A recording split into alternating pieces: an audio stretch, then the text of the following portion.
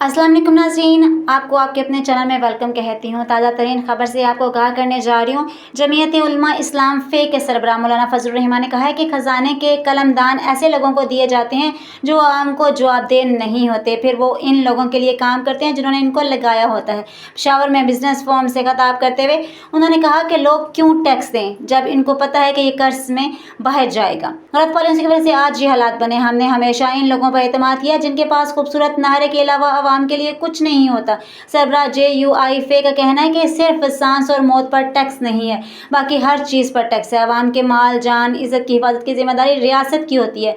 हमारी पार्लियामेंट में जाली किस्म के नुमाइंदे बैठे हैं। जिस पार्लियामेंट में जाली लोग बैठे होंगे वो अवाम के मसाइल कैसे हल करेंगे। खजाने के कलमदान ऐसे लोगों को दिए गए हैं जो अवाम को जवाबदेह नहीं होते, फिर वो इन लोगों के लिए काम करते हैं जिन्होंने इनको लगाया होता है। हमारे सियासतदानों ने भी बाहर इंतजामात किए हुए होते हैं और मुश्किल में बाहर चले जाते हैं। आज की इस वीडियो में इतना ही। आपको मेरी ये वीडियो कैसी लगी कमेंट बॉक्स में बताना मत भूलिएगा। Thanks for watching.